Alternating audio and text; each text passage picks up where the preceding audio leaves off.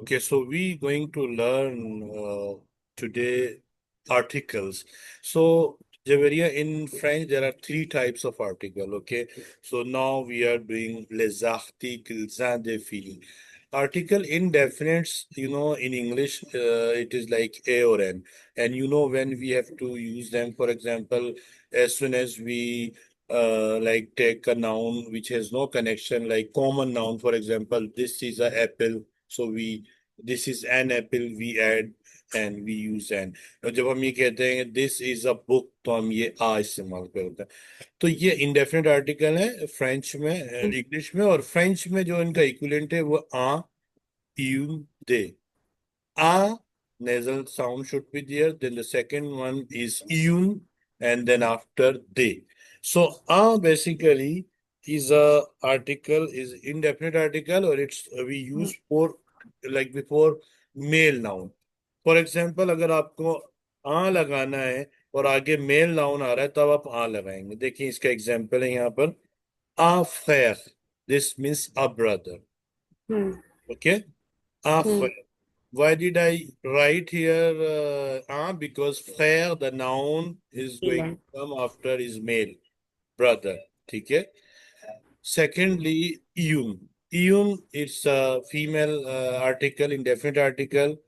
Okay, they both have the meaning a or n. Okay, so hmm. iun sœur, a sister, because sœur is a feminine noun. That's why I use iun here instead of a। उसके बाद आ जाए जी plural के ऊपर। तो normally English में हम plural में सम वगैरह यूज कर लेते हैं जरूरत अगर हो।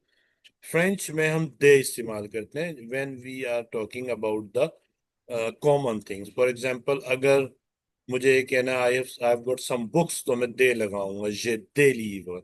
अब यहाँ एक नाउन लिखा हुआ है दे फी। फी मतलब हम्म। डॉटर्स, यानी कोई भी डॉटर्स। लड़कियां, डॉटर्स, बच्चियां। सो ये हो गया आ यून दे। अच्छा, अब ओके। इनका यूज देखें किस तरह हम इनको सेंटेंसेस में यूज करेंगे। तो एज आई टोल्ड यू कि we can make simple statement without any specification और कनेक्शन यूजिंग दिस आर्टिकल। तो मैंने ये लिखा रेड में, j'ai un हाँ। frère, I have a brother। ये जो j'ai, ये वर्ब avoir, दिस मींस हाँ। हैव। j'ai, tu हाँ। as, il est là, nous avons, vous avez, ils, elles ont। I have, you have, he, she has, वगैरह वगैरह। तो I have a brother, j'ai un frère, I have a brother, ये लिखा हुआ है सामने। अगर लड़की है, फीमेल नाउन है, j'ai une sœur, I have a sister. ठीक है। उसके बाद अली दे livres, Ali have got some books, या अली के पास कुछ किताबें हैं। ठीक है जी। तो ये तो हो गया लिविंग थिंग के लिए। तो आई रिमाइंड यू के as I told you before that French is a gender language. Hmm. So noun those have feminine gender, these noun can be either male or like these noun can be either living noun or non living noun। ठीक है। यानी अगर मैं यहाँ पर किसी बेजान चीज का भी नाम रख दूं, मैं ये बोलूं कि I have a computer, then हाँ। in this case I will be using a। For example, j'ai un ordinateur। ठीक है, आई हैव अ कंप्यूटर। अब देखें मैं यहाँ पर नॉन लिविंग के लिए जो है वो एग्जाम्पल ऐड कर रहा हूँ।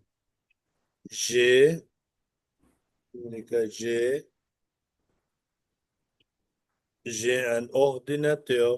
तो बेसिकली जो मैंने ऑर्डिनेटर लिखा, TEUR, इसका मतलब है कंप्यूटर्स। इसका मतलब है जी आई हैव अ कंप्यूटर, इन कॉमन कंप्यूटर। हम्म। तो जब कभी हम ऐसे जुमले इस्तेमाल करें जो कॉमन हो, जिसमें स्पेसिफिकेशन ना हो, तो हम मेल, फीमेल और प्लूरल देखते हुए फ्रेंच में इनडेफिनेट आर्टिकल यानी आ, यून और दे इस्तेमाल करते हैं। Is it clear? कॉमन से क्या? सर कॉमन से क्या मतलब है, मतलब? Very good question. कॉमन से मतलब है जब तक अनटिल अनलेस कि हम उस नाउन का पोजेसर से कोई कनेक्शन नहीं मिलाते। फॉर एग्जांपल, इन सेंटेंसेस में देखिए, इनके अंदर ये नाउन है येलो वाला, इसका हमने स्पेसिफिकेशन कर दी मिस्टर के साथ।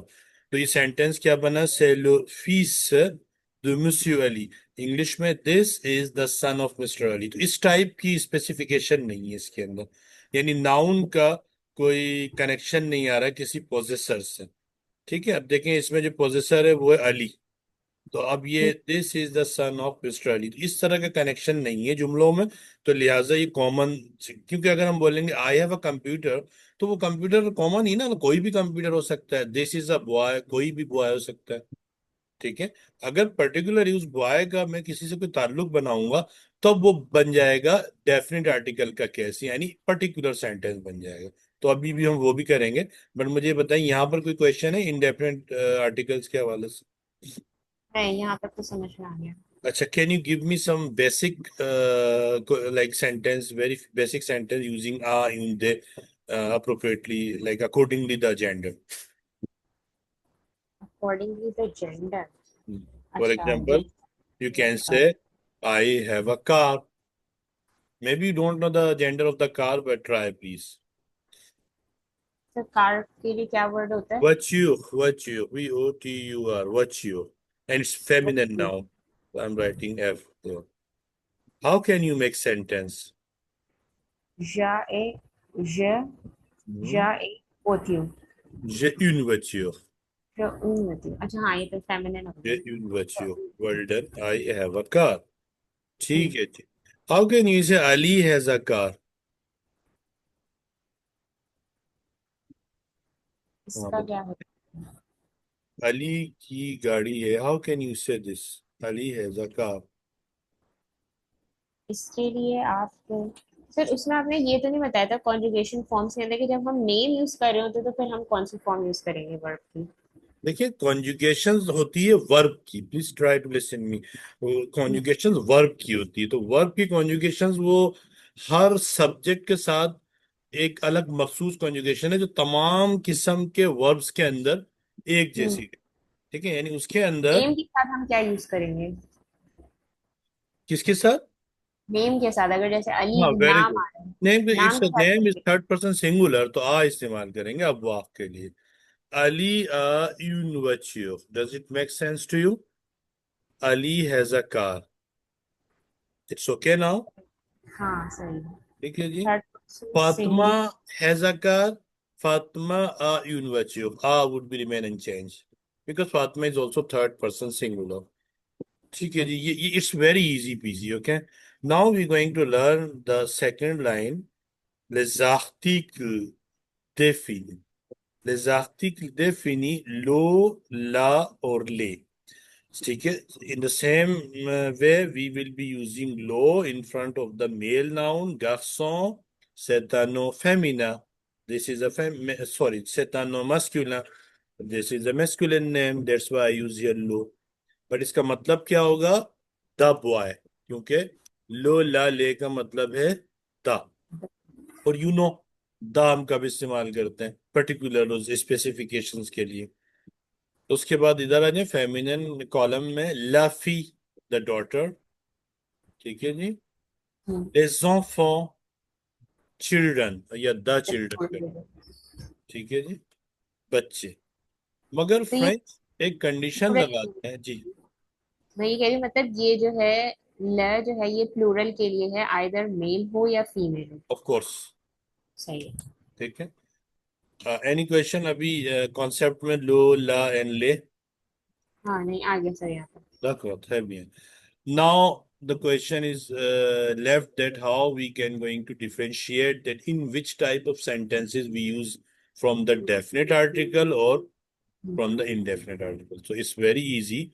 Whenever you need to make a simple statement जिसमें connection नहीं होगा, you have to use indefinite article. हाँ, for example, j'ai un stylo, j'ai une voiture, j'ai une maison, j'ai un frère, वगैरह वगैरह। ठीक है। अब जब मुझे कनेक्शन बनाना होगा नाउन्स का, ठीक है, तो मैं डेफिनेट आर्टिकल की तरफ आऊंगा। तो डेफिनेट आर्टिकल्स का यूज ये है, देखें यहाँ से, easy for the definite article मैं लिख दूं ताकि सेपरेशन हो। C'est le fils de Monsieur Ali. This is the son of Mr. Ali.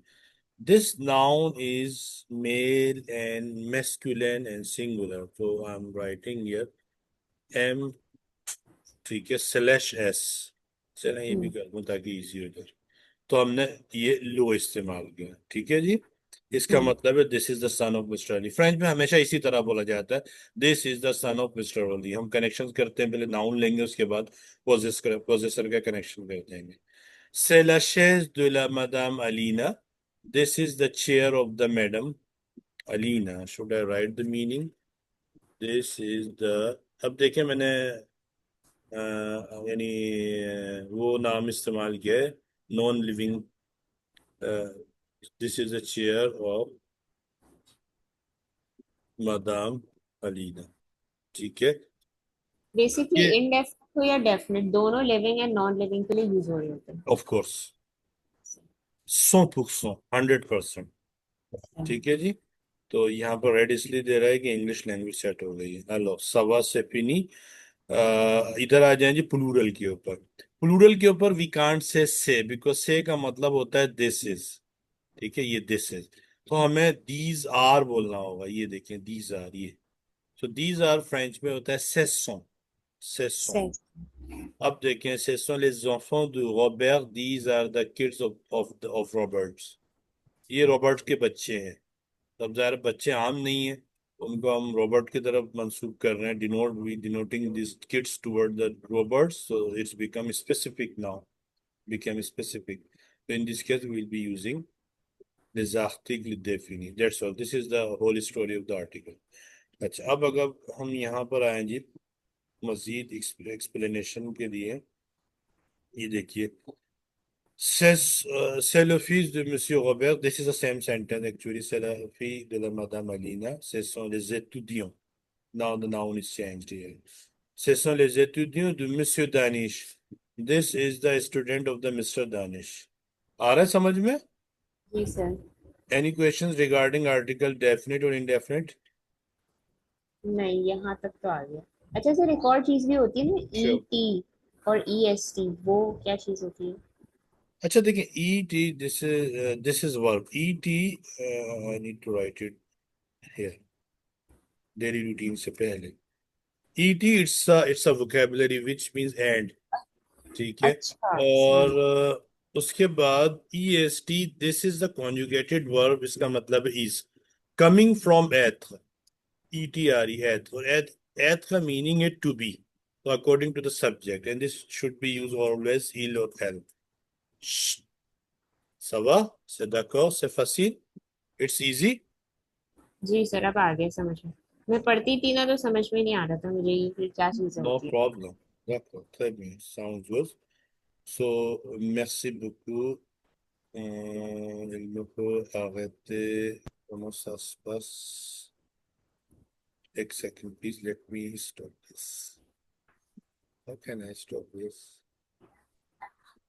Uh, mhm. Voilà, c'est fini। हो गया।